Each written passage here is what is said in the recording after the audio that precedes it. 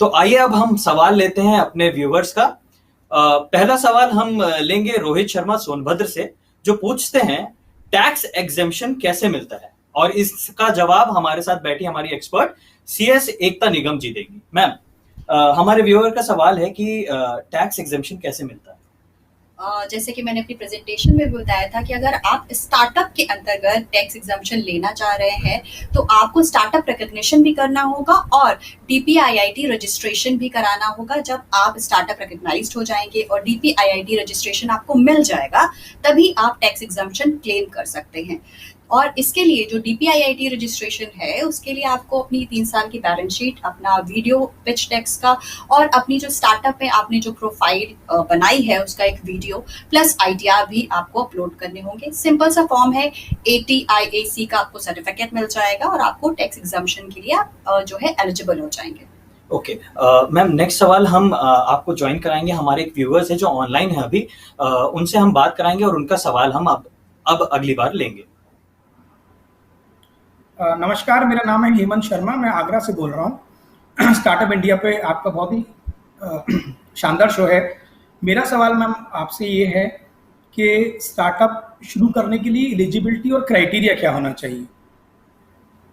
अगर आप स्टार्टअप पे रजिस्टर होना चाहते हैं, वैसे तो हम प्रमोट करते हैं कि हर वो व्यक्ति जो बिजनेस करने के लिए सोच रहा है वो अपने आप में एक स्टार्टअप है। बट हाँ, गवर्नमेंट ऑफ इंडिया की जो पॉलिसी आई है उसके अंतर्गत आपको एंटिटी ध्यान रखना होगा। या तो आप एक प्राइवेट लिमिटेड कंपनी हो, रजिस्टर्ड पार्टनरशिप हो, LLP हो, और 10 ईयर्स जो है आपके from the date of incorporation 10 years का क्राइटेरिया रखा गया है। और जो टर्नओवर है वो 100 करोड़ से ज्यादा किसी भी फिस्कल ईयर में एक्सीड नहीं करना चाहिए।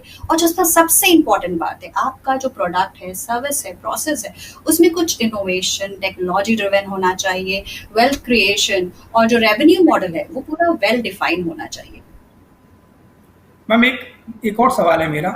मैं एक ट्रेडिंग कर रहा हूँ ऑलरेडी, और क्या उस ट्रेडिंग के तहत भी मैं स्टार्टअप इंडिया में जुड़ सकता हूँ? स्टार्टअप पे सोल प्रोप्राइटरशिप हुआ आपका।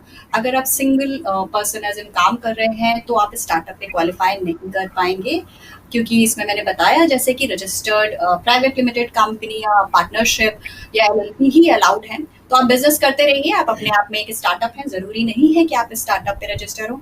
आप और भी स्कीम्स के बेनिफिट्स उठा सकते हैं। Thank you very thank you. अब नेक्स्ट जो सवाल मैम है वो है असद पुणे से, जिन्होंने पूछा है कि वो स्टार्टअप में रजिस्टर्ड है सेंट्रल गवर्नमेंट से, लेकिन क्या वो स्टेट बेनिफिट्स ले सकते हैं? स्टार्टअप का जो सबसे पहले जो लॉन्च हुआ था वो डेफिनेटली www.startupindia.gov.in पोर्टल है, जहां पर आप अपने आप को रिकॉग्नाइज कर सकते हैं। सेंट्रल ने एक एक्शन प्लान लाया था, फिर स्टेट ने अपने अपने अलाउंसेस और उसमें फेरबदल करी थी। तो आप चाहे तो स्टेट के थ्रू भी जा सकते हैं। अगर आप सेंट्रल पे रजिस्टर्ड है तो आप स्टेट बेनिफिट, जो स्टेट अलाउंसेस है, बेनिफिट्स है, उनको भी पा सकते हैं। उसमें कोई भी दिक्कत नहीं है। मैम, आज का आखिरी सवाल जो हम लेंगे वो है आयुष गुजरात से, जो पूछ रहे हैं IPR में स्टार्टअप का क्या रोल हो सकता है? IPR, इंटेलेक्चुअल प्रॉपर्टी राइट, हम बहुत अवेयर नहीं होते। बेसिकली टेंजिबल एसेट्स की जो रजिस्ट्रेशन प्रोसेस है, जो रजिस्ट्री होती है, उसके बारे में तो हमें सब पता होता है, लेकिन जो इनटेंजिबल एसेट्स हैं, जो आपके दिमाग की उपज है, उसको रजिस्टर करना बहुत जरूरी है। IPR में से महत्व दिया गया है। IPR में कहा गया है कि अगर आपका जो पेटेंट, अगर आप पेटेंट पे जा रहे हैं, यानी कि अगर कोई आइडिया है, कोई कॉन्सेप्ट है जिसे आप रजिस्टर करना चाहते हैं, तो आपको 80% का रिबेट दिया गया है, और वही ट्रेडमार्क में आपको 50% का रिबेट दिया गया है। और एक चीज और ऐड करना चाहूंगी, इसमें बहुत सारे फैसिलिटेटर हैं जो वेबसाइट में लिस्टेड हैं। आप उसे कॉन्टैक्ट करके सारे बेनिफिट जो है वो प्राप्त कर सकते हैं। तो टेंजिबल एसेट्स को तो आप वैल्यूएट करते ही हैं, उनको रजिस्टर कराते हैं। आपको अपने जो दिमाग की उपज है उसे भी कहीं ना कहीं IPR के अंतर्गत रजिस्टर कराना होगा। तो ये सारे सवाल के जवाब आपको मिल चुके होंगे, और हम आशा करते हैं कि आपके सारे जितने भी सवाल हैं उनके जवाब आपको अच्छे तरीके से मिल गए होंगे। आज का जो हमारा टॉपिक है वो है स्टार्टअप। इस टॉपिक को मैं एक थॉट से शुरू करना चाहती हूँ। The success of a young entrepreneur will be the key to India's transformation in new millennium, said by Dhirubhai Ambani. नमस्कार, मैं CS एकता निगम आज आपसे बात करूंगी स्टार्टअप पे। स्टार्टअप क्या है? स्टार्टअप जो गवर्नमेंट की पॉलिसी आई थी उसमें एलिजिबिलिटी क्राइटेरिया क्या है, उसके बेनिफिट्स क्या हैं, आप खुद को कैसे स्टार्टअप पे रजिस्टर कर सकते हैं, इन तमाम पहलुओं पर हम आज बात करेंगे। तो सबसे पहले स्टार्ट करते हैं कि स्टार्टअप है क्या। स्टार्टअप पॉलिसी 16 जनवरी 2016 में इंट्रोड्यूस करी थी हमारे honourable prime minister Shri Narendra Modi द्वारा। जब ये स्कीम इंट्रोड्यूस हुई थी तो जो एक सोल मोटिव था वो यही था कि जो इंडिया को कहा जाता है विद द हाईली पॉपुलेशन जिस प्रकार की हमारी है, कि हम लोग जॉब क्रिएटर्स नहीं, हम लोग जॉब सीकर्स हैं। इसी में एक ट्रांसफॉर्मेशन लाना, इंडिया को एक जॉब क्रिएटर कंट्री बनाना, यानी कि आम लोगों के लिए जॉब क्रिएट कर सके, अपने लिए उद्योग लगा सके। इसी माध्यम से ये स्कीम को लाया गया, एक कंप्लीट जो इकोसिस्टम है इकोनॉमी का उसको बैलेंस करने के लिए।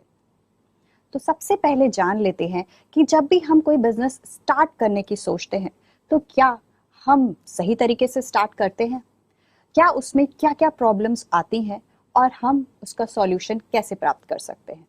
तो मैं आज एक नेगेटिव थॉट के साथ शुरू करना चाहूंगी, लेकिन आपको एंड तक मैं उसका सॉल्यूशन भी प्रोवाइड करूंगी। तो सबसे पहले स्टार्ट करते हैं कि जब आप बिजनेस शुरू करते हैं तो क्या प्रॉब्लम्स आती हैं। सबसे पहली प्रॉब्लम जो एक उद्यमी को आती है वो होती है प्लानिंग। कई बार हमारे पास बिजनेस आइडिया होता है बट हमें कैसे एग्जीक्यूट करना है हमें नहीं मालूम, या हो सकता है आइडिया ना हो बट एक विजन हो कि हमें एंटरप्रेन्योर बनना है, उद्यम लगाना है। तो सबसे पहली जो प्रॉब्लम हम फेस करते हैं वो होती है प्लानिंग। दूसरी प्रॉब्लम जो बहुत कॉमन है दैट इज एग्जीक्यूशन। प्लान कर लिया, प्रॉपर प्लानिंग भी है, आपने ड्रीम भी कर लिया कि अगले 5 साल पे मेरा जो बिजनेस है वो सफलता की इस ऊंचाई पे पहुंचेगा, लेकिन आप उस प्लान को एग्जीक्यूट कैसे करेंगे। सही ढंग जो एग्जीक्यूशन का होता है वो आपके एक्सपीरियंस और एक्सपर्टाइज से ही आता है। तो ये जो एग्जीक्यूशन है ये आज के दौर में नौजवानों को एक और प्रॉब्लम फेस करने पे मजबूर करता है। तीसरी प्रॉब्लम की बात करूं, कस्टमर एक्विजिशन। मार्केट में अपने लिए डिमांड क्रिएट करना एक बहुत ही चैलेंजिंग टास्क है।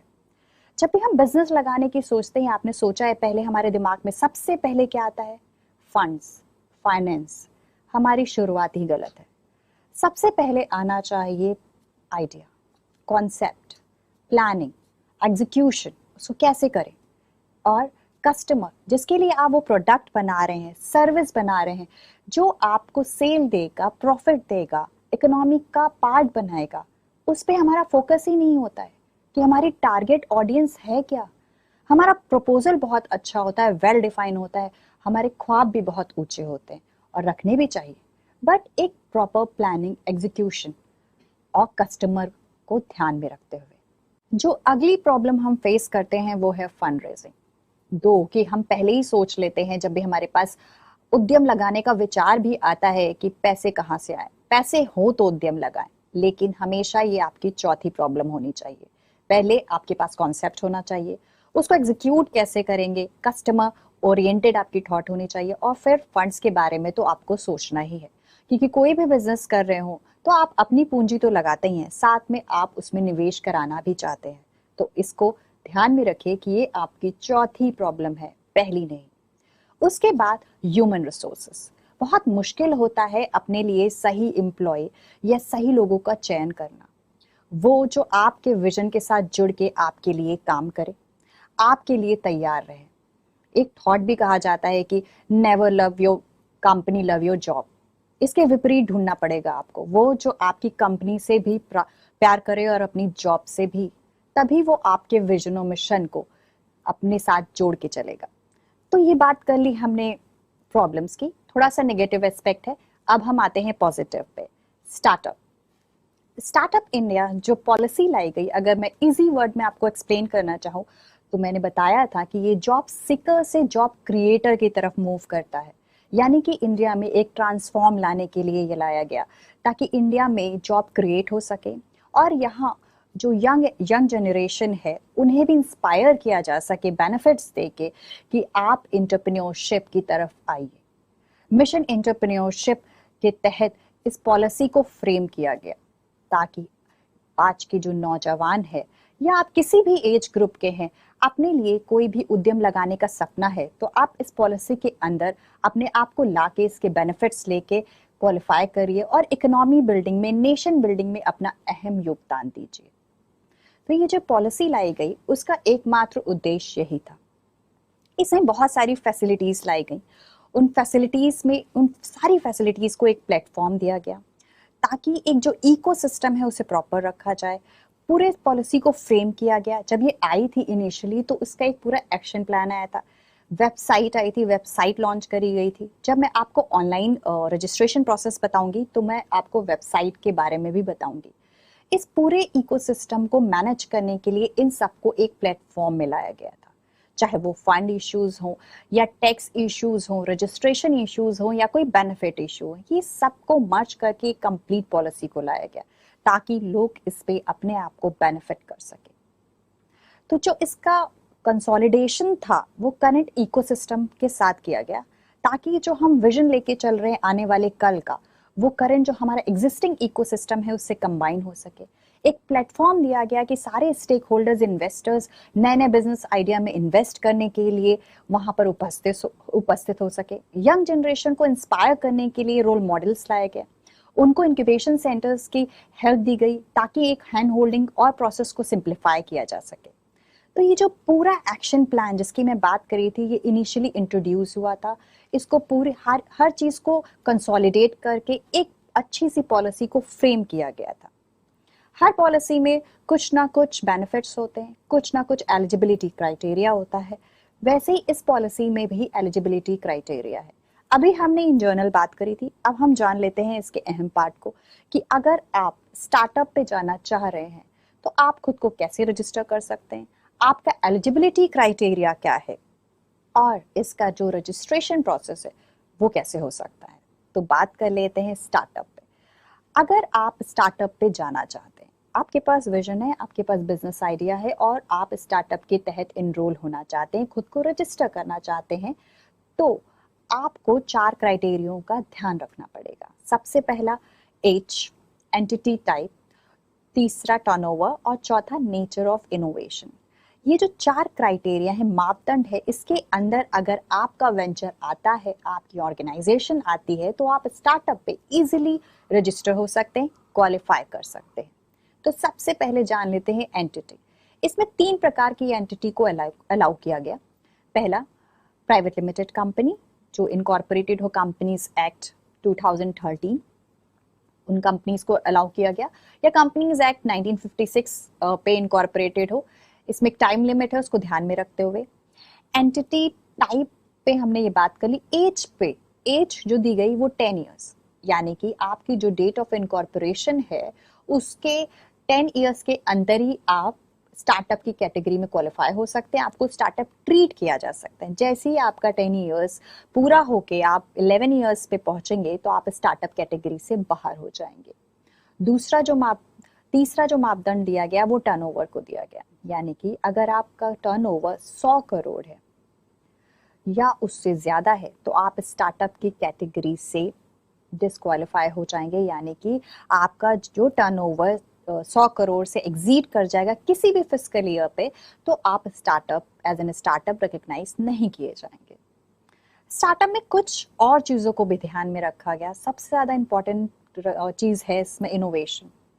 कोई भी ऐसा आइडिया जो इनोवेटिव हो, टेक्नोलॉजी ड्रिवन हो, वेल्थ क्रिएट करे और एम्प्लॉयमेंट जनरेट करे, इन सारे पहलुओं को यहाँ पर इंट्रोड्यूस करने का केवल एक मकसद था जो हमने स्टार्टिंग में डिस्कस किया था, जॉब सीकर नहीं जॉब क्रिएटर बनिए, अपनी इकोनॉमी में अपनी एक अहम भूमिका निभाइए।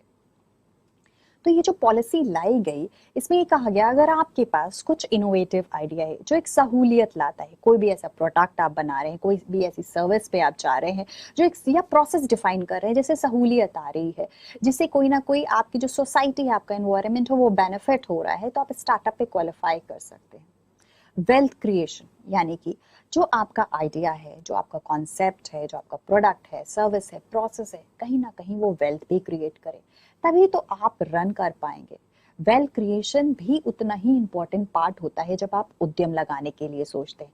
लॉस में कोई बिजनेस नहीं करना चाहता, ना ही उद्यमिता की तरफ हम क्यों नहीं जाते। नौजवान क्यों सबसे पहले कहते हैं कि हम नौकरी करेंगे, क्योंकि वो रिस्क जो होता है वो लेना नहीं चाहते, और जाहिर सी बात है इतनी कम एज में हम रिस्क लेना भी नहीं चाहेंगे। लेकिन इनोवेशन और टेक्नोलॉजी से जितना यंग जनरेशन का लिंक है उतना शायद ओल्ड जनरेशन का ना हो। तो ये जो इनोवेटिव और टेक्नोलॉजी ड्रिवन आइडियाज़ हैं, या आपके कॉलेज या जब आप प्रोफेशनल क्वालिफिकेशन पूरी कर रहे होते हैं उस समय जो आपकी जो नॉलेज होती है, जो आपकी एक्सपर्टाइज होती है, वो ज़्यादा होती है। तो जब छोटे छोटे जो स्टार्टअप्स होते हैं वो रूट वहीं से होते हैं, उन्हें फंड्स दे के, उन्हें बेनिफिट्स दे के इस स्कीम के तहत एक उद्यमिता की तरफ अग्रसर किया जाता है, एंटरप्रेन्योर बनाया जाता है। तो ये स्कीम कहीं ना कहीं उस लेवल पे बहुत ही बेनिफिटेड है। हम हमेशा कहते हैं कि स्टार्टअप पे रजिस्टर करके हमें क्या फ़ायदा होगा, इसके क्या बेनिफिट होंगे, उसको भी ध्यान में रखा गया है। क्योंकि जो मैं आपसे अभी बता ही रही थी कि जो आइडियाज़ आते हैं वो आप कहीं ना कहीं कॉलेज और जब आप अपनी प्रोफेशनल एजुकेशन पूरी कर रहे होते हैं तो आपके दिमाग में बहुत नए नए आइडियाज़ की उपज होती है। आपको उसको प्रोडक्ट और सर्विस बनाने में काफ़ी टाइम लगता है, आप थोड़े डरते हैं, घर वाले भी आपसे थोड़ा, ऑब्वियसली जो पहला माइंडसेट आता है वो जॉब का ही आता है। लेकिन इस स्कीम की मदद से आप अपने आइडिया को, कॉन्सेप्ट को विजुलाइज करके फ्लोर पे ला सकते हैं। एक चीज़ यहाँ मैं और बता दूं, क्योंकि हम लोग टेक्निकली एलिजिबिलिटी की बात कर रहे हैं, इसके क्राइटेरिया की बात कर रहे हैं, इसमें एक चीज़ को प्रोहिबिट करा गया है कि अगर कोई प्रोसेस, कोई भी चीज़ स्प्लिट करके या रिकंस्ट्रक्ट करके बना रहे हैं तो उस चीज़ को स्टार्टअप नहीं कहा जाता, उसे अलग नहीं किया जाता पहले वाले प्रोसेस से। तो इस चीज़ को ध्यान में रखिए, और इन 4 क्राइटेरिया पे अगर आप फिट बैठ रहे हैं तो आप स्टार्टअप पे जा सकते हैं। हमने एंटिटी पे 2 एंटिटी और छोड़ दी, जैसे कि रजिस्टर्ड प्राइवेट लिमिटेड कंपनी की तो हमने बात कर ली। एलएलपी यानी कि limited liability partnership incorporated under LLP act 2008, उसे भी यहाँ पर कहा गया है कि आप स्टार्टअप पे जा सकते हैं। और रजिस्टर्ड पार्टनरशिप, इन 3 एंटिटीज को अलाउड किया गया है। एज मैंने आपको बता दिया कि 10 साल के अंतर्गत ही, 10 साल जैसे एग्जिट हो जाएगा आप स्टार्टअप पे नहीं जाते। आपका जब भी प्रॉफिट जो है वो टर्नओवर जो है, सॉरी प्रॉफिट नहीं, टर्नओवर जो है आपका 100 करोड़ से ऊपर चला जाएगा, आप स्टार्टअप की कैटेगरी से बाहर हो जाएंगे। और आपके प्रोडक्ट में innovation, technology driven, employment generation और वेल्थ क्रिएशन की कैपेबिलिटीज भी होनी चाहिए, प्रोडक्ट, सर्विस, प्रोसेस, कुछ भी। तो ये एक क्राइटेरिया रखा गया ताकि स्टार्टअप्स को रिकॉग्नाइज किया जा सके। फिर अब स्टार्टअप की क्राइटेरिया हमने पढ़ लिया। अब बहुत लोगों का ये सवाल आता है या वो जानना चाहते हैं, क्या हम इसे रजिस्टर खुद कर सकते हैं या इसका रजिस्ट्रेशन प्रोसेस क्या है, क्योंकि जब तक आप रजिस्टर नहीं करेंगे आप बेनिफिट्स के लिए हकदार नहीं होंगे। तो इसके रजिस्ट्रेशन प्रोसेस को भी जान लेते हैं। रजिस्टर करना बहुत ही सिंपल है, आप इसकी वेबसाइट पे जाइए www.startupindia.gov.in। वहाँ इस वेबसाइट में सब कुछ उपलब्ध है, आपके कोई भी जो क्वेश्चंस हैं उनके सबके आंसर उपलब्ध हैं, हर चीज़ वहाँ पर डिटेल में लिखी गई है। और आप वहाँ जाके उस साइट को विजिट करके ये भी समझ सकते हैं कि आप स्टार्टअप पॉलिसी का बेनिफिट कैसे उठा सकते हैं या खुद को कैसे रजिस्टर कर सकते हैं, और स्टार्टअप पॉलिसी किस ऑब्जेक्टिव से इंट्रोड्यूस करी गई थी। एक चीज़ यहाँ पर मैं और एड ऑन करना चाहूँगी कि ये पॉलिसी सेंट्रल गवर्नमेंट की थी। सेंट्रल गवर्नमेंट ने एक फ्रेम बनाया था और सारे स्टेट को ये प्रपोज किया गया था कि वो अपनी अपनी पॉलिसीज़ सेंट्रल गवर्नमेंट से डेफिनेटली डिफर ना करते हुए, लेकिन वो अपनी अपनी पॉलिसीज़ बना सकते हैं। तो हर स्टेट में स्टार्टअप को अलग अलग बेनिफिट्स दिए जाते हैं, अलग अलग अलाउंसेस दिए जाते हैं, और सेंट्रल की जो पॉलिसी है अगर आप उस पर क्वालिफाई करते हैं तो आप स्टेट की भी जो पॉलिसी है उसके लिए इक्वली एलिजिबल हैं, और वाइस वर्सा भी है। तो आप इस चीज़ का ध्यान रखिए, अगर आप यूपी में ऑपरेट कर रहे हैं तो आपके लिए यूपी की पॉलिसी भी एलिजिबल हैं आप उसके लिए, और आप सेंट्रल की पॉलिसी के लिए भी एलिजिबल है। लेकिन एक ही चीज़ पे 2 बेनिफिट नहीं उठा सकते, लेकिन हाँ अलाउंसेस के लिए आप बिल्कुल एलिजिबल हैं। या आप किसी भी स्टेट में हो, सिक्किम हो, महाराष्ट्र हो, हर स्टेट की अपनी अपनी एक पॉलिसीज़ है, आप उस पॉलिसीज़ पे, और ये सारी पॉलिसीज़, ये सारे जो मैं आपको बता रही हूँ स्टेट्स जो हैं वो इस पोर्टल में भी लिस्टेड है। यानी कि अगर आप अपनी स्टेट की पॉलिसी देखना चाह रहे हैं तो आप इस पोर्टल पे जाके अपनी स्टेट की पॉलिसी भी देख सकते हैं। अब बात कर लेते हैं हम रजिस्ट्रेशन या रिकॉग्निशन जिसे कहते हैं, स्टार्टअप को रिकॉग्नाइज करना। आपके पास उद्यमिता का सपना है, आप उद्यम लगाना चाहते हैं, आपके पास आइडिया है, आपने एंटिटी क्रिएट कर ली है और इन सारे क्वालिफिकेशंस को आप क्वालिफाई कर रहे हैं, आपके पास आइडिया है जो टेक्नोलॉजी ड्रिवन है, इनोवेटिव है, तो आप रिकॉग्निशन पे जा सकते हैं। रिकॉग्निशन का प्रोसेस पूरा ऑनलाइन है और फ्री ऑफ कॉस्ट रखा गया है। बहुत ही कम इंफॉर्मेशन मांगते, वही इंफॉर्मेशन मांगते हैं जो एलिजिबिलिटी क्राइटेरिया से जुड़ी हुई हो। तो बहुत कॉम्प्लिकेटेड नहीं है, आराम से मैं आपको यहाँ पर एक्सप्लेन करूंगी। अगर आप इस वीडियो को देख रहे हैं तो आप आसानी से रजिस्टर कर सकते हैं, और चाहे तो आप किसी इंक्यूबेशन सेंटर से भी एड ले सकते हैं। मैं आपको अभी इंक्यूबेशन सेंटर का रोल भी समझाऊंगी कि इंक्यूबेशन सेंटर का रोल क्या होता है इसमें। तो पहले रिकग्निशन प्रोसीजर को थोड़ा समझ लेते हैं। एक ऑनलाइन एप्लीकेशन फॉर्म होगी जिसमें आपसे बेसिक डिटेल्स मांगी जाएंगी, आपकी एंटिटी की डिटेल मांगी जाएगी, आपकी जो बोर्ड ऑफ डायरेक्टर्स है उनकी डिटेल मांगी जाएगी, आपका जो प्रोडक्ट है या सर्विस है या प्रोसेस है उसकी डिटेल मांगी जाएगी, और कुछ क्वेश्चंस होंगे जिनके आपको जवाब देने होंगे। उसी क्वेश्चंस पे और कुछ डॉक्यूमेंट्स भी आपको अपलोड करने पड़ेंगे। उसी को वेट करके आपकी एप्लीकेशन जो है वो अप्रूव होती है।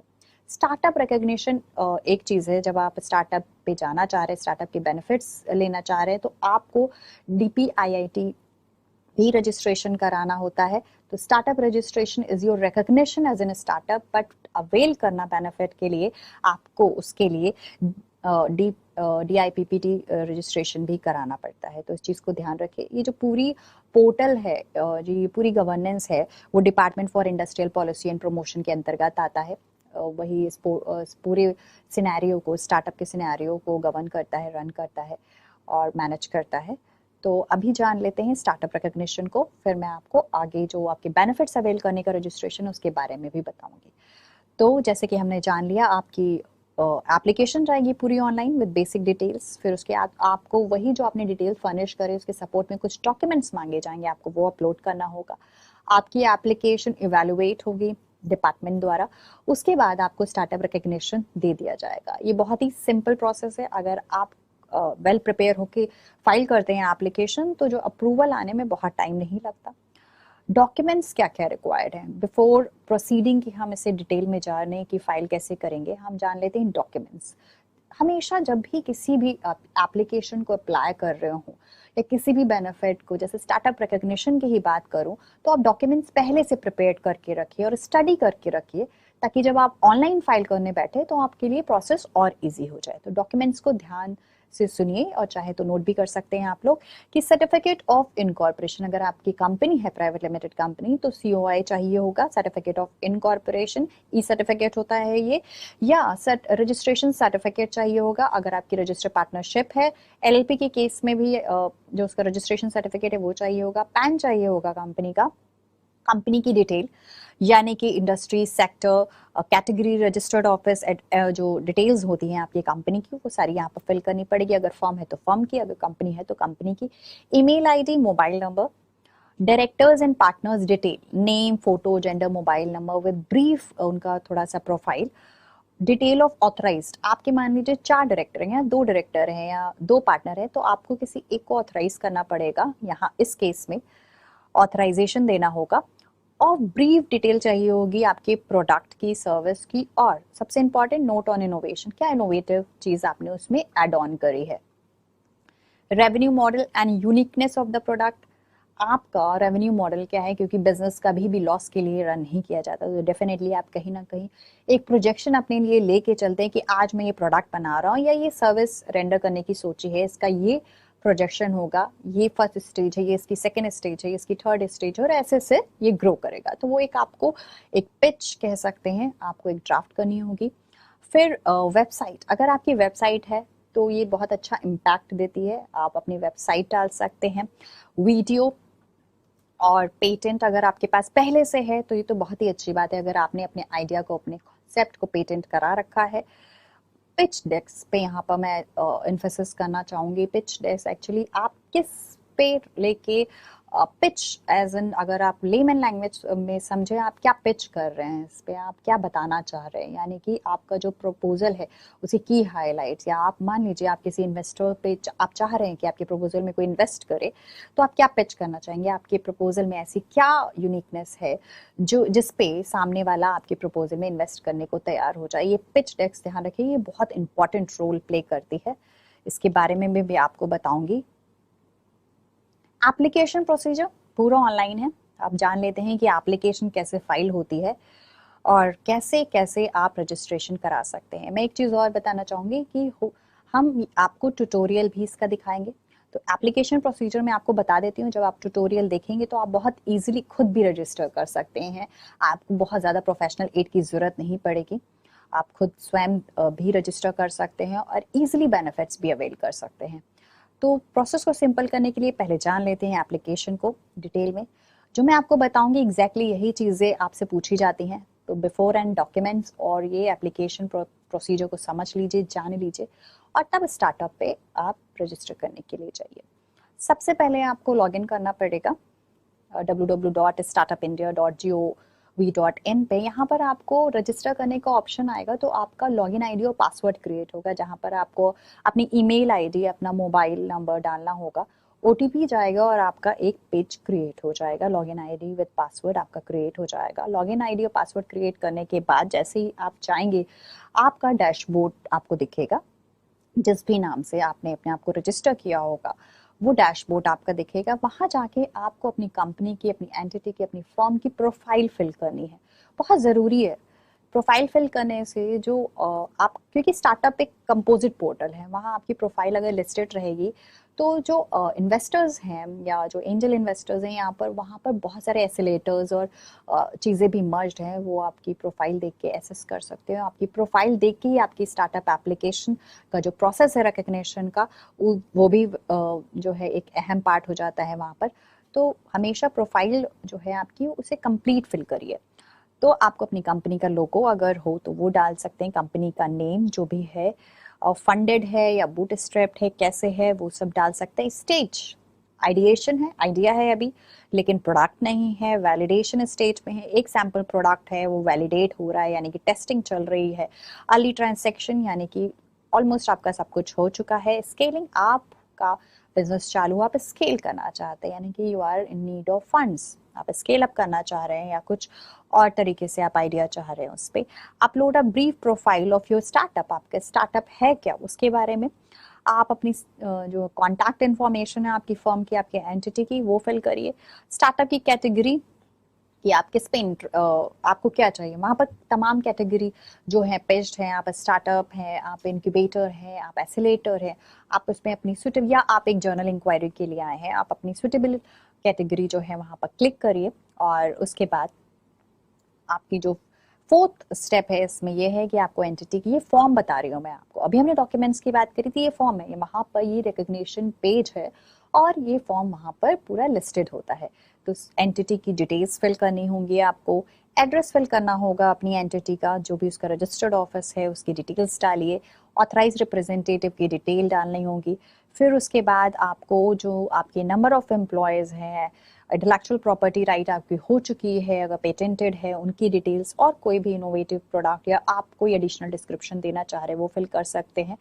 और कुछ क्वेश्चंस जो मैं बात कर रही थी, 4 इंपॉर्टेंट क्वेश्चंस मैं आपके लिए बता भी देती हूँ, उनको प्रिपेयर कर लीजिए, क्योंकि एप्लीकेशन पूरी ऑनलाइन है तो आपका टाइम ज़्यादा ना वेस्ट हो। तो इन क्वेश्चंस को सही से प्रिपेयर कर लीजिए। पहला क्वेश्चन जो आपसे पूछा जाता है, what is the problem the startup is solving, यानी कि आप ऐसे क्या चीज़ लेके आ रहे हैं जिससे कि स्टार्टअप है आपका, वो कौन सी ऐसी प्रॉब्लम सॉल्व कर रहा है।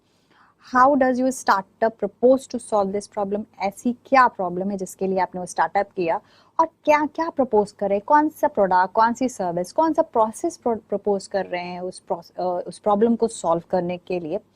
What is the uniqueness of your solve, आपका आइडिया यूनिक क्यों, कैसे है, दूसरे एग्जिस्टिंग आइडिया से यूनिक कैसे है। तो ये कुछ क्वेश्चंस हैं, अगर प्रिपेयर्ड रहेंगे तो ज़्यादा अच्छा रहेगा। How does your startup generate revenue, most important thing, अगर आप कोई उद्यम लगाने जा रहे हैं तो वो रेवेन्यू कैसे जनरेट करेगा, कैसे उसमें आपके जो बेसिक नीड्स हैं प्लस उसका जो प्रॉफिट है वो कैसे आएगा, इसका आपसे आइडिया लिया जाता है कि अर्ली आप ऐसे स्टार्ट करें, आप इतने लोगों को सर्व करेंगे, उसके बाद ये मेरा बिजनेस, ये मेरा रेवेन्यू मॉडल रहेगा। और ये सब जब आप फाइल करते हैं, ये सब इवैल्यूएट होता है। तो जब भी फाइल करिए तो ध्यान रखिए कि इन क्वेश्चंस को पहले से फ्रेम करके रखिए और पहले से प्रिपेयर्ड होके रखिए, ताकि जो आपका आंसरिंग है वो इजी हो जाएगी और ऑनलाइन फाइल करते समय आपका टाइम भी थोड़ा सेव हो जाएगा। फिर आपको जो नेसेसरी डॉक्यूमेंट्स हैं, सपोर्टिंग डॉक्यूमेंट्स है, जैसे अगर हमने COI की बात करें, आपकी certificate of incorporation, registration certificate हो गया, वेबसाइट लिंक हो गया, कोई डिस्क्रिप्शन आप या कोई और अवार्ड है वो सब आप यहाँ पर, प्रोफाइल हो गई, वो सब आप अपलोड कर सकते हैं। उसके बाद लास्ट स्टेप यही है, आपसे पूछा जाएगा कि आप टर्म्स एंड जो कंडीशंस हैं उसे एक्सेप्ट करते हैं। आप जैसे ही एक्सेप्ट करेंगे आपकी जो प्रोफाइल सबमिट हो जाएगी, और आप सबमिट करेंगे तो आपकी जो एप्लीकेशन है वो इवेलुएशन के प्रोसेस के लिए चली जाएगी। नॉर्मली जो है, नॉर्मल प्रोसेस बताऊं 24 to 48 आवर्स लगता है इवेलुएट होने में, आपको रिप्लाई आ जाता है और आपको सेकंड चांस भी दिया जाता है इन केस अगर आपकी एप्लीकेशन पे उनको कोई क्वेश्चन रेज करना हो आप रिप्लाई कर सकते हैं, और सब चीज़ ठीक रही तो आपको स्टार्टअप मिल भी सकता है। लेकिन उस केस में क्या, जहाँ स्टार्टअप नहीं मिलता, या देखिए स्टार्टअप की अपनी हर जो पॉलिसी आती है वो कुछ ना कुछ डिफरेंट फ्रेमवर्क पे फॉर्म होती है। हो सकता है आपने जो एप्लीकेशन फाइल करी हो वो स्टार्टअप ना क्वालिफाई कर रही हो, इसका मतलब नहीं कि आप उद्यम की तरफ नहीं जा सकते या आप एंटरप्रेन्योर नहीं हैं। कोई भी वो व्यक्ति जो बिजनेस करना चाहता है अपने आप में वो स्टार्टअप हो सकता है। ये जो आज हम बात कर रहे हैं वो स्टार्टअप पॉलिसी की बात कर रहे हैं। आप उद्यम किसी भी क्षेत्र में लगा सकते हैं और कभी भी लगा सकते हैं। हर जो गवर्नमेंट स्कीम आती है उसके एलिजिबिलिटी क्राइटेरियाज होते हैं। अगर आप यहाँ नहीं क्वालिफाई कर पा रहे, हो सकता है किसी और गवर्नमेंट स्कीम में आप क्वालिफाई कर जाएं। तो कभी भी निराश मत होइएगा, हिम्मत मत हारिएगा और फिर से अपने आप को रिकलेक्ट करके एक नई अप्रोच के साथ शुरू करिएगा, नेगेटिविटी को हटाते हुए। क्योंकि कई बार ऐसा सुनने में आता है कि हमारा स्टार्टअप में नहीं रजिस्टर्ड हुआ, क्योंकि मैंने जैसे आपको बताया स्कीम्स के क्राइटेरिया अगर फिट नहीं होंगे तो स्टार्टअप रिकॉग्निशन नहीं मिलेगा। दूसरी में जो बात कर रही थी कि स्टार्टअप में रिकॉग्नाइज होना एक चीज हो गई, दूसरी चीज होती है कि आप स्टार्टअप में रिकॉग्नाइज हो गए, आपको स्टार्टअप कंसिडर कर दिया गया, लेकिन जो स्टार्टअप स्कीम्स के बेनिफिट्स हैं जिस पे हम बात करेंगे उसको कैसे अवेल करें। कई बार हमारे पास लोग आते हैं, कहते हैं कि हमने स्टार्टअप पे रजिस्टर कर दिया लेकिन हम बेनिफिट्स अवेल करने के लिए हमें क्या करना होगा, क्या वो हमें बेनिफिट देंगे खुद ही या हम कोई एप्लीकेशन फाइल करें। तो उन सारे क्वेश्चंस का भी मैं सॉल्यूशन दूंगी। तो उनका सॉल्यूशन है आपको DPIIT रिकॉग्निशन लेना पड़ेगा वंस आपका स्टार्टअप रिकॉग्नाइज्ड हो जाए। जब आप ये रिकॉग्निशन ले लेंगे तो आपको जो बाकी बेनिफिट्स लाइक टैक्स एग्जाम्पशन या जो लॉज में एग्जाम्पशन है या टर्नओवर में जो एग्जाम्पशंस हैं वो सारे आपको एप्लीकेबल हो जाएंगे। इसके लिए आपको क्या करना होगा, इसके लिए प्रोसेस और भी सिंपल है और वेबसाइट पे ही है, जिस वेबसाइट की मैं बात कर रही थी www.startupindia.gov.in। आप स्टार्टअप पे रिकॉग्नाइज होने के बाद उसी वेबसाइट से, क्योंकि आपकी ऑलरेडी प्रोफाइल क्रिएट हो चुकी है, आप स्टार्टअप बन चुके हैं, आप उसी पे जाके अगर आपको रिबेट चाहिए, सर्टिफिकेट चाहिए जो इनकम टैक्स एक्ट है 80 IAC के अंतर्गत, तो आपको कुछ डॉक्यूमेंट्स फर्दर अपलोड करने पड़ेंगे और एप्लीकेशन फाइल करनी पड़ेगी। डॉक्यूमेंट्स में हो गया आपकी लास्ट 3 इयर्स की बैलेंस शीट आपको उसमें अपलोड करनी होगी, आपकी लास्ट 3 इयर्स की ITR अपलोड करनी, स्टार्टअप वीडियो लिंक, जब आप प्रोफाइल क्रिएट कर रहे थे, एप्लीकेशन डाले थे, उसका एक वीडियो बनाया होगा, उसका लिंक शेयर करना होगा। पिच डेक्स यानी कि मैंने आपको पहले ही बताया था, इस पे इन्फोसिस इसलिए रखा जाता है, आप क्या पिच कर रहे हैं, आप अपने प्रोडक्ट, अपने सर्विस, अपने प्रोसेस में क्या पिच कर रहे हैं कि लोग इंटरेस्टेड हो, इन्वेस्ट करना चाहें, तो वो पिच टेक्स्ट भी आपको यहाँ पर अपलोड करनी होगी। फिर उसके बाद इसका जो प्रोसेस है वो बहुत ही सिंपल है। आप जैसे ही आप लॉगिन करेंगे अपने अकाउंट में, आप करेंगे, क्लिक करेंगे DPIIT रिकॉग्निशन पे, आपको एक फॉर्म ओपन होके आएगा 80 IAC का, आप उस पर क्लिक करेंगे तो आप एक और बेसिक डिटेल्स पे जाएंगे। जो आपकी जो प्रीवियस रजिस्ट्रेशन आप देखेंगे वहां से वो प्रीफिल्ड होके आ जाएगा। आपको नेसेसरी डॉक्यूमेंट जो मैंने आपको बताए हैं, बैलेंस शीट, ITR वो और पिच डेक्स, वो सब आपको यहाँ पर अपलोड करनी होगी। सबमिट बटन पे जैसे ही क्लिक करेंगे आपकी एप्लीकेशन फिर से इवेलुएशन के लिए चली जाएगी। आपकी अगर एप्लीकेशन इवेलुएट हो गई, प्रॉपर हो गई, तो आपको रिकॉग्नाइज कर दिया जाएगा, DIPP नंबर मिल जाएगा, आप ट्रैक भी कर सकते हैं और जो एग्जाम्पशंस हैं, बेनिफिट्स हैं, उनका फायदा उठा सकते हैं।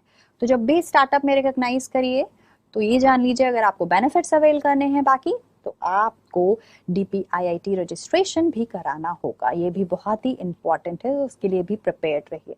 स्टार्टअप एक चीज हो गई, रिकॉग्निशन हो गया, और आपको एग्जाम्पशंस बेनिफिट्स की जो मैं बार बार बात करी कि स्टार्टअप की तरफ क्यों जाएं, ऐसा क्या है इस स्कीम पे क्यों जाएं। नॉर्मली उद्यम तो सभी कर रहे हैं या उद्यमिता की तरफ तो हर कोई अक्सर जाना चाहता है, तो बेनिफिट्स क्या है इस स्कीम के। हर स्कीम कोई कुछ ना कुछ बेनिफिट लेके आती है। स्टार्टअप में बहुत अच्छा इनिशिएट दिया गया है, क्योंकि जनरली जो प्रॉब्लम होती है वो इनिशियल स्टेज में बहुत होती है, इसीलिए इनिशियल स्टेज में एक बहुत अच्छा सपोर्ट दिया जा रहा है। सबसे पहला जो सपोर्ट दिया जा रहा है सेल्फ सर्टिफिकेशन का। आधी ज्यादा से कंपनीज या वेंचर्स तभी फेल हो जाते हैं कि उसमें कंप्लायंसेस का बर्डन बहुत ज्यादा होता है। तो यहाँ पे एक रिलैक्सेशन दिया गया है आपको कि आप जो है सेल्फ सर्टिफाई कर सकते हैं, जो 6 लेबर लॉज के अंतर्गत और आपके 3 इन्वायरमेंटल लॉज है उसके अंतर्गत आप खुद सर्टिफाई कर सकते हैं, कोई इंस्पेक्शन नहीं होगी। और ये 5 साल तक एग्जाम्पशन दिया गया है आपको, जब से आपका incorporation in state of incorporation की आपका जो बर्डन है कंप्लायंस का वो ना पड़े आप पे, उसे लो रखा जाए। क्योंकि इनिशियली स्टार्ट तो बहुत सारे होते हैं लेकिन फेल भी उतने जल्दी होते हैं। क्यों? क्योंकि कहते हैं कि बहुत ज़्यादा एक्सपेंस है, वर्किंग कैपिटल ही एक्सपेंस इतना ज़्यादा हो जाता है कि चीज़ें मैनेज करना बहुत मुश्किल होता है और कंप्लायंसेस बहुत ज़्यादा होते हैं। तो उन सारी चीज़ों को ध्यान में रख के यहाँ पर सेल्फ सर्टिफिकेशन का ऑप्शन दिया गया। आप सेल्फ सर्टिफाई कर सकते हैं डॉक्यूमेंट्स को। इनकम टैक्स एग्जाम्पशन, ये बहुत बड़ा रिलीफ है। 100% रिबेट मिलता है। यहाँ मैं आपको थोड़ा सा डिटेल बताऊंगी ताकि आपको थोड़ा आइडिया हो जाए कि ये रिबेट के लिए आपको क्या करना होगा। 100% रिबेट तभी मिलेगा जब आप DPIIT रजिस्ट्रेशन ले लेंगे रिकग्निशन के बाद। इसमें कहा गया है 3 साल, any no income tax for consecutive 3 years out of your 10 years। जो 10 years वाला क्राइटेरिया उसमें से किसी भी 3 साल आपको इनकम टैक्स का कॉन्जिक्यूटिव बोला गया है, 3 साल एग्जम्प्ट किया जाएगा, यानी कि नो टैक्स एट ऑल। तो ये बहुत अच्छा है, टैक्स का बर्डन ही नहीं है, यानी कि अभी कंप्लायंस का बर्डन नहीं था, अब टैक्स का बर्डन भी हटा दिया गया है। फिर एक और चीज यहाँ पर कही गई है, exemption on capital gains and investment above fair market value. ये भी एक बहुत अच्छा एग्जाम्पशन है। यहाँ पर 2 चीज मैं क्लियर करूंगी। जहाँ पर टैक्स एग्जाम्पशन की बात आ रही है वहां पर कुछ चीजें जो है कही गई हैं कि आपकी जो एंटिटी है वो 1 अप्रैल 2016 के बाद की होनी चाहिए और कोई भी 3 year consecutively out of 10 years कहा गया है, और DPIIT रजिस्ट्रेशन, ये जो कंडीशंस है वो मैंडेटरी कंडीशंस है। वहीं जहां पर मैं बात कर रही हूँ कैपिटल गेन की एग्जाम्पशन की या अब फेयर मार्केट वैल्यू इन्वेस्टमेंट की, तो कैपिटल गेन में कहा गया है कि लॉन्ग टर्म कैपिटल गेन का एग्जाम्पशन मिल जाएगा अगर इन्वेस्टमेंट जो है सेंट्रल गवर्नमेंट ने जो नोटिफाइड करा है उसमें इन्वेस्ट, उन फंड्स पे इन्वेस्ट किया जा रहा है, और पीरियड भी डिफाइन किया है कि 6 months from the date of transfer of asset, और एक मैक्सिमम सीलिंग भी दी गई है 50 लाख की, और कहा गया है 3 साल इन्वेस्टेड होना चाहिए। अगर 3 साल में आप कभी भी विड्रॉ कर लेते हैं तो वो टैक्सेबल हो जाएगा। तो ये कुछ कंडीशंस हम मतलब जर्नलाइज वे में कह देते हैं कि टैक्स एग्जम्पशन है तो प्रिजम्पशन हो जाता है कि अगर स्टार्टअप हो गया तो एग्जम्प्टेड है। नहीं, स्टार्टअप है तो आपको 3 साल मिल रहे हैं एग्जम्पशन के, 10 साल में से कुछ कंडीशंस हैं उसके साथ। और अगर कैपिटल गेन में भी एग्जाम्पशन और above fair market value investment पे एग्जाम्पशन है तो उसके भी कुछ क्राइटेरिया कि वो फंड सेंट्रल गवर्नमेंट द्वारा नोटिफाइड हो और वो जो एक्चुअल ट्रांसफर डेट है उससे 6 months के अंतर्गत ही हो। 50 लाख की सीलिंग रखी गई है। अब मिनिमम जो कहा गया है कि 3 years तक, 3 साल तक इन्वेस्टेड हो, अगर विड्रॉ कर लेते हैं तो तुरंत टैक्सेबल हो जाएगा। तो इन कंडीशंस को भी ध्यान में रखिए जब भी आप सोच रहे हो टैक्स एग्जम्पशंस लेने की। इजी वाइंडिंग अप, नेगेटिविटी के साथ हमने लेक्चर शुरू किया था पॉजिटिव सॉल्यूशन पे आने के लिए, लेकिन इजी वाइंडिंग अप का मतलब ये नहीं कि आपको कहा जा रहा है आपने बिजनेस स्टार्ट किया और वाइंड अप। आपको बस एक प्रोसेस बताया जा रहा है कि इस केस में आप इजीली वाइंड अप भी कर सकते हैं। वेंचर्स सक्सेस हो इसकी 100% गारंटी कोई भी स्कीम या कोई भी व्यक्ति, जो मेरा अगर कॉन्सेप्ट भी है तो मैं भी नहीं दे सकती या मैं भी नहीं कह सकती ये 100% सक्सेस होगा। उस केस में ये आपको 90 days में वाइंड अप करने का एक प्रोविजन भी दिया है। आप बैंक्रप्सी एंड इंसॉल्वेंसी एक्ट के तहत आराम से वाइंड अप कर सकते हैं, और 90 days जो प्रोसेस लंबा है 180 days के अराउंड पहुंच जाता है और कभी कभी उससे भी ज्यादा, उसको 90 days में कहा गया है कि 90 days में आप आसानी से वाइंड अप कर सकते हैं। इजी वाइंडिंग अप कहा गया है। तो इसमें भी कहीं ना कहीं कंप्लायंस की जो कॉस्ट है, बर्डन आता है कि कंपनी वाइंड नहीं हो सकती, आपको वेट करना पड़ेगा और रेगुलरली कंप्लायंसेस एंटर करते जा रहे हैं, वो कॉस्ट भी आपकी बच सकती है। फिर patent application and IPR production, ये बहुत इंपॉर्टेंट है। जब भी कोई कॉन्सेप्ट आता है, कोई आइडिया आता है, उसे पेटेंट कराना बहुत ज़रूरी है ताकि वो आइडिया, वो कॉन्सेप्ट कोई और ना यूज़ कर सके। क्योंकि एक दिमाग में जो उपज चल रही है, मतलब सेम तो दूसरे दिमाग की उपज नहीं हो सकती, कुछ ना कुछ डिफरेंट होगा। लेकिन मान लीजिए आपने कोई आइडिया सोच लिया, उसे कॉन्सेप्ट में आपने देखा कोई और ही ले आ रहा है, तो बहुत बुरा लगता है। तो इससे अच्छा है कि आप इंटेलेक्चुअल प्रॉपर्टी राइट के तहत अपने आइडिया को पेटेंट करा लीजिए। इस पे भी सहूलियत दी गई है। आपको कहा गया है कि 80% रिबेट मिलेगी अगर आप पेटेंट पे जा रहे हैं, और 50% रिबेट मिलेगी अगर आप ट्रेडमार्क पे जा रहे हैं। प्लस पूरा जो पैनल ऑफ फैसिलिटेटर्स हैं वो सब वेबसाइट पे लिस्टेड है। आप किसी भी फैसिलिटेटर से कांटेक्ट कर सकते हैं, वो आपको पेटेंट या ट्रेडमार्क दिलाने में मदद करेगा और रिबेट भी प्राप्त करवाएगा। तो ये जो सारा सपोर्ट है, ये उसी जो पोर्टल है उसी में उपलब्ध है, आप फायदा उठा सकते हैं उसका। Relaxation in public procurement norms, ये अक्सर देखा जाता है जब हम पहली बार उद्यम लगाने की सोचते हैं, हमने अभी स्टार्ट किया है इनिशियली, और हम किसी टेंडर पे या गवर्नमेंट बिड पे बैठे हुए हैं, और वहां पर जो क्राइटेरिया फंसता है, एक तो हमारा जो फंस जाता है टर्नओवर। आपने इनिशियली स्टार्ट किया, आपका टर्नओवर तो अब नहीं पहुंच सकता इतना ज्यादा। फिर दूसरा एक्सपीरियंस, और ईएमडी, कभी कभी ईएमडी की कॉस्ट भी बहुत ज्यादा होती है आपके लिए, वो भी पॉसिबल नहीं होता। स्टार्टअप को एक रिकग्निशन दी गई है, मोस्टली हर टेंडर में रिकग्निशन दी गई है। टेंडर टू टेंडर डिफर भी करता है कि वो टेंडर किस चीज के लिए है।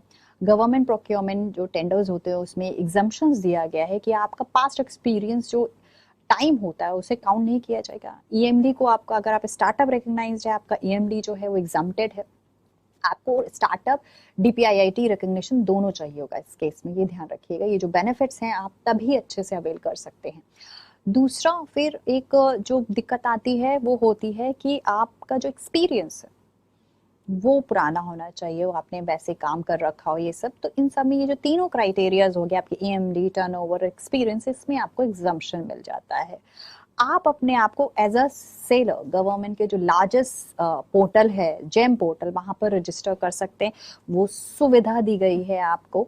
आप एज एन स्टार्टअप रजिस्टर कर सकते हैं। और लोग आजकल स्टार्टअप पे निवेश करने के लिए या स्टार्टअप के प्रोडक्ट और सर्विसेज को लेने के लिए बहुत तत्पर भी रहते हैं, ताकि प्रोत्साहन मिल सके ऐसे स्टार्टअप को। कई बार गवर्नमेंट्स को सप्लाई में कुछ चाहिए होता है, वो भी स्टार्टअप्स को प्रेफर करती हैं ताकि स्टार्टअप्स को बढ़ावा मिल सके। फंड्स ऑफ फंड्स, फंड भी क्रिएटेड है। इसमें कई तरीके से फंडिंग के प्रावधान है, उसके बारे में भी आपको बताया जाएगा।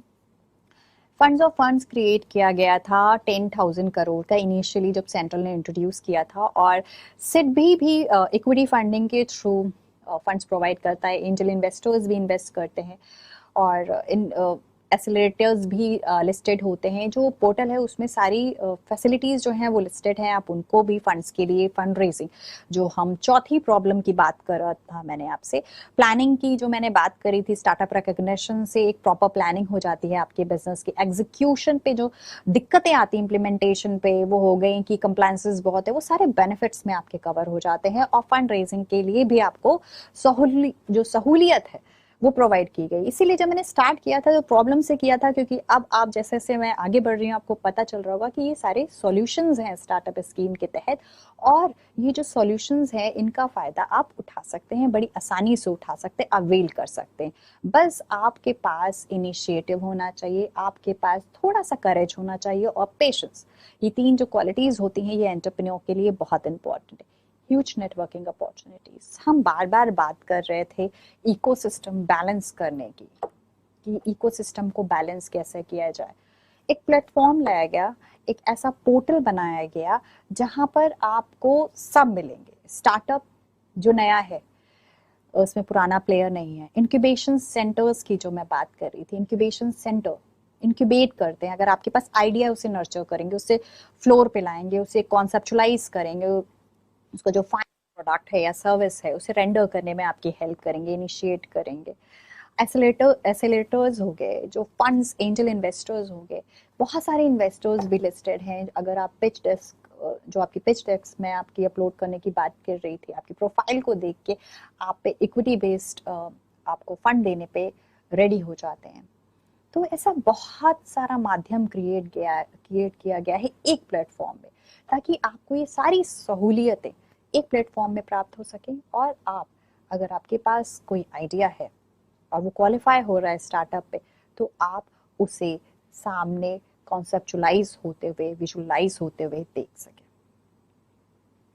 तो अभी जो मैंने आपको इंटायर प्रोसेस बताया वो स्टार्टअप का बताया, इंक्यूबेशन का भी बताया कि इंक्यूबेशन का बहुत इंपॉर्टेंट रोल होता है। हर स्टेट में इंक्यूबेशन को रिकॉग्नाइज किया गया है। Being a part of IID, मैं ये कहूँगी कि इंस्टीट्यूट फॉर इंडस्ट्रियल डेवलपमेंट भी एक इंक्यूबेशन सेंटर है। एमएसएमई गवर्नमेंट ऑफ इंडिया का प्लस यूपी स्टार्टअप का भी इंक्यूबेशन सेंटर है। आप हमारी भी मदद ले सकते हैं। अगर आपके पास आइडिया है और आपने कोई एंटिटी नहीं फॉर्म करी है, तब भी आप इंक्यूबेशन सेंटर से हेल्प ले सकते हैं। अगर आपने एंटिटी फॉर्म कर ली है और स्टेट की जो अलाउंसेस है, फंडिंग है, उसके लिए कोई असिस्टेंस चाहते हैं, तब भी आप हेल्प ले सकते हैं। लेकिन हमारा जो कॉन्सेप्ट है, जो भी उद्यमिता की तरफ हमारा जो रुचि है, उसे कभी भी सेल्फ सेंटर्ड मत रखिए। हमेशा आपका विजन अगर होगा कि आपके उद्यम लगाने से इतने लोगों का भला हो सकता है या इकोनॉमी का एक छोटा सा पार्ट हम बन सकते हैं, अगर वो उद्देश्य है आपका, तो आपके लिए रास्ते बहुत ही आसान हो जाएंगे। कई बार हमारे पास, क्योंकि हम इंक्यूबेशन सेंटर्स हैं, सबकी सहूलियत के हिसाब से हम उनको बेनिफिट देने के लिए की हमेशा कोशिश करते हैं। कई बार होता है कुछ लोगों का स्टार्टअप में रिकग्निशन नहीं हो पाता, तो इसका मतलब ये नहीं कि आप स्टार्टअप नहीं, आप अपने आप में स्टार्टअप हैं, कि आप में वो करेज है कि आपने उद्योग लगाने के लिए सोचा है। तो ज़रूरी नहीं है, लेकिन अगर आप स्टार्टअप स्कीम के तहत क्वालिफाई होना चाह रहे हैं, तो ये सारी चीज़ें आपको ध्यान में रखनी होगी। जब हम उद्यम लगाने की सोचते हैं, तो हम डिसीजन जो है वो बहुत जल्दी ले लेते हैं, इंस्टेंटली लेते हैं। बस फंड्स कहाँ से आए, मेरा ये आइडिया है, ये आज से 3 साल पे ये प्रोडक्ट हो जाएगा, इतनी मेरी सेल हो जाएगी, और चीजें स्टार्ट। जितनी तेजी से हम स्टार्ट करते हैं, जितनी ही तेजी से हम स्टार्ट करते हैं, उतनी ही तेजी से हम खुद को नीचे आता हुआ पाते हैं, और तब कहते हैं कि पॉलिसी ठीक नहीं है, फ्रेमवर्क ठीक नहीं है, फंड्स नहीं थे इसलिए फेल हो गए। एक्चुअली आपने कभी सोचा है आपकी प्लानिंग ठीक थी क्या, आपका एग्जीक्यूशन ठीक था क्या? देश की इकोनॉमी ऐसे तो नहीं चल रही है, एंटरप्रेन्योर्स के बदौलत ही चल रही है, इन्हीं पे डिपेंड होके ही चल रही है। तो वो एग्जाम्पल्स अगर हम लेके चलेंगे, पॉजिटिव एग्जाम्पल लेके चलेंगे, पॉजिटिव थॉट्स लेके चलेंगे, तो सक्सेस पाना और सक्सेस को सस्टेन करके मेंटेन करना बहुत मुश्किल बात नहीं होती। बहुत हैरान होती हूँ जब मेरे पास लोग आते हैं और कहते हैं कि मैंने तो वेंचर सोचा था, फंड्स मुझे मिले नहीं, या मुझे फंड्स मिल गए बट मैं सस्टेन नहीं कर पाया। 1 साल के अंदर उसने 1 साल में ही शुरू किया, 1 साल में ही उसने फंड्स अरेंज करे और 1 साल में ही एंड हो गया। हम क्या अपनी क्वालिफिकेशन को इतना टाइम देते हैं? जब हम स्कूल में, कॉलेज में होते हैं, हम मेंटरशिप के अंदर होते हैं, अपने टीचर्स की, अपने प्रोफेसर की मेंटरशिप के अंदर होते हैं, तो क्या हम फेल नहीं होते? कई बार फेल होते हैं। क्या हम वो क्लास छोड़ देते हैं या एजुकेशन छोड़ देते हैं? हम एजुकेशन भी परस्यू करते हैं, वो क्लास पास करके आगे भी बढ़ते हैं। तो यहाँ पर वही अप्रोच रखनी पड़ेगी। प्लानिंग से चलिए, प्रॉपर एग्जीक्यूशन से चलिए, तो आपके फेल होने के चांसेस कम हो जाते हैं। फेलियर और सक्सेस ये पार्ट होता है लाइफ का। कुछ सक्सेसफुल होंगे, कुछ फेल भी होंगे, लेकिन इस फेलियर और सक्सेस के पीछे एक बहुत ही थिन लाइन है। वो जो लाइन अगर आपने कभी देख ली और उसके ऊपर वर्कआउट कर लिया, तो आप सक्सेसफुल हो जाएंगे। इस सेशन में हमारा यही उद्देश्य था कि मैं आपसे टेक्निकल बातें करूं, आपको टेक्निकल चीजें भी बताऊं और आपको मोटिवेट करूं, क्योंकि जब हम आत्मनिर्भर मिशन की बात कर रहे हैं, तो सबको साथ देना होगा, सबको साथ में आना पड़ेगा।